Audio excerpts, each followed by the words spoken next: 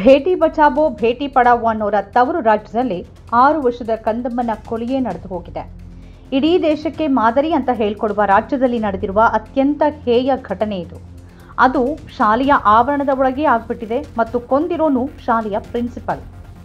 ಎಂಥ ವ್ಯವಸ್ಥೆಯಲ್ಲಿ ನಾವಿದ್ದೀವಲ್ವಾ?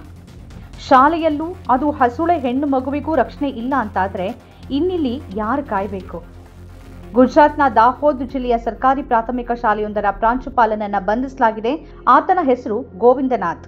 ತನ್ನ ಮೇಲೆ ಲೈಂಗಿಕ ದೌರ್ಜನ್ಯ ನಡೆಸುವ ಯತ್ನವನ್ನ ಪ್ರತಿರೋಧಿಸಿದ ನಂತರ ಆಕೆಯನ್ನ ಕೊಂದ ಆರೋಪದ ಮೇಲೆ ಆತನನ್ನ ಬಂಧಿಸಲಾಗಿದೆ. ಶಾಲೆಗೆ ಹೋಗುವ ದಾರಿಯಲ್ಲಿ ಕಾರಿನಲ್ಲೇ ತನ್ನ ಮೇಲೆ ಲೈಂಗಿಕ ದೌರ್ಜನ್ಯ ನಡೆದಾಗ ವಿರೋಧಿಸಿದ 1ನೇ ತರಗತಿಯ ವಿದ್ಯಾರ್ಥಿನಿಯನ್ನ ಪ್ರಿನ್ಸಿಪಾಲ್ ಗೋವಿಂದನಾಥ್ ಮುಖ ಮುಚ್ಚಿ ಉಸಿರುಗಟ್ಟಿಸಿ ಕೊಂದಿರುವುದಾಗಿ ಪೊಲೀಸರು ಹೇಳಿದ್ದಾರೆ. ಗ್ರಾಮದಿಂದ ಶಾಲೆಗೆ ಪ್ರಾಂಶುಪಾಲರೇ ಕಾರಿನಲ್ಲಿ ಹೋಗ್ತಿದ್ದರಿಂದ ಬಾಲಕಿಯನ್ನ ಆಕೆಯ ತಾಯಿ ಆತನ ಬಳಿ ಒಪ್ಪಿಸಿದ್ರು.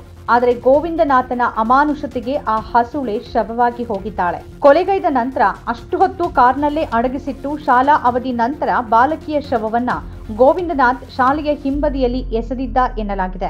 ಗೋವಿಂದನಾಥ್ ಶಾಲೆಯಿಂದ ಹೊರಟ ಸಮಯವೇ ಏನೋ ಎಡವಟ್ಟಾಗಿದೆ ಅನ್ನೋದರ ಸುಳಿವನ್ನ ಕೊಟ್ಟಿತ್ತು ಅಂತ ಪೊಲೀಸರು ತಿಳಿಸಿದ್ದಾರೆ. ವಿಚಾರಣೆಯ ಸಮಯದಲ್ಲಿ ಗೋವಿಂದನಾಥ್ ತನ್ನ ಕಾರಿನಲ್ಲಿ ಶಾಲೆಗೆ ಹೋಗುವ ದಾರಿಯಲ್ಲಿ ಮಗುವಿನ ಮೇಲೆ ಲೈಂಗಿಕ ದೌರ್ಜನ್ಯ ನಡೆಸೋಕೆ ಯತ್ನಿಸಿದ್ದನ್ನ ಒಪ್ಕೊಂಡಿದ್ದಾನೆ. ಆದರೆ ಬಾಲಕಿ ಪ್ರತಿರೋಧ ವ್ಯಕ್ತಪಡಿಸಿ ಕಿರ್ಚೋಕೆ ಆರಂಭಿಸಿದ್ಲು.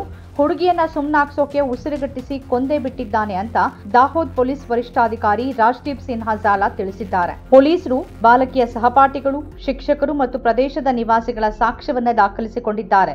ಮಗುವನ್ನ ಕೊನೆಯದಾಗಿ ಶಾಲೆಯ ಪ್ರಾಂಶುಪಾಲರ ಜೊತೆಗೆ ನೋಡಿರುವುದು ತನಿಖೆಯಿಂದ ತಿಳಿದು ಬಂದಿದೆ ಅಂತ ಪೊಲೀಸರು ಹೇಳಿದ್ದಾರೆ.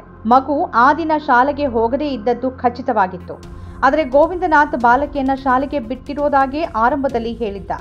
ಮಗು ಕಾಣೆಯಾಗಿದೆ ಅಂತ ದಾರಿ ತಪ್ಪಿಸುವ ಯತ್ನ ಮಾಡಿದ್ದ ಅಂತ ಪೊಲೀಸರು ತಿಳಿಸಿದ್ದಾರೆ. ಅವತ್ತು ಪ್ರಿನ್ಸಿಪಾಲ್ ಗೋವಿಂದನಾಥ್ ಶಾಲೆ ತಲುಪೋಕೆ ಹೆಚ್ಚು ಸಮಯ ತೆಗೆದುಕೊಂಡಿದ್ದು ಕೂಡ ತನಿಖೆಯಿಂದ ಬಯಲಾಗಿದ್ದಾಗಿ ಪೊಲೀಸರು ತಿಳಿಸಿದ್ದಾರೆ. ಬಾಲಕಿಯ ಪಾದರಕ್ಷೆಯನ್ನ ತರಗತಿಯೊಂದರ ಹೊರಗಿಟ್ಟು ಆಕೆಯ ಬ್ಯಾಗ್ ಅನ್ನ ಒಳಗೆ ಇಟ್ಟಿದ್ದ ಅಂತ ಪೊಲೀಸ್ ಅಧಿಕಾರಿ ತಿಳಿಸಿದ್ದಾರೆ. ಆದರೆ ಬಾಲಕಿ ತರಗತಿಯಲ್ಲೇ ಇರಲಿಲ್ಲ. ಶಾಲೆಯಿಂದ ಹೊರಟಾಗ ಮಗು ಪ್ರಾಂಶುಪಾಲರ ಕಾರಿನಲ್ಲಿ ಮಲಗಿದ್ದನ್ನ ನೋಡಿರೋದಾಗಿ ವಿದ್ಯಾರ್ಥಿನಿಯೊಬ್ಬಳು ಹೇಳಿದ್ದನ್ನು ಕೂಡ ಪೊಲೀಸರು ದಾಖಲಿಸಿಕೊಂಡಿದ್ದಾರೆ.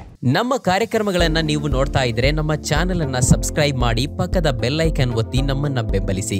ಹಾಗೆ ನಮ್ಮ ಕಾರ್ಯಕ್ರಮಗಳನ್ನ ಲೈಕ್ ಮಾಡಿ, ಕಮೆಂಟ್ ಮಾಡಿ, ಅದನ್ನ ಬೇರೆಯವರಿಗೂ ವಾಟ್ಸ್ಆಪ್ ಮೂಲಕ ಶೇರ್ ಮಾಡಿ. ನೀವು ಹೀಗೆ ಮಾಡಿದಾಗ ನಮ್ಮ ಚಾನೆಲ್ ಇನ್ನಷ್ಟು ಮತ್ತಷ್ಟು ಜನರಿಗೆ ತಲುಪಲು ನೀವು ನಮ್ಮೊಂದಿಗೆ ಸಹಕರಿಸಿದ ಹಾಗಾಗುತ್ತೆ. ಇದು ನೀವು ಯಾವುದೇ ಖರ್ಚಿಲ್ಲದೆ ಕೆಲವೇ ಸೆಕೆಂಡುಗಳಲ್ಲಿ ನೀಡಬಹುದಾದ ಸಹಕಾರ. ಧನ್ಯವಾದಗಳು.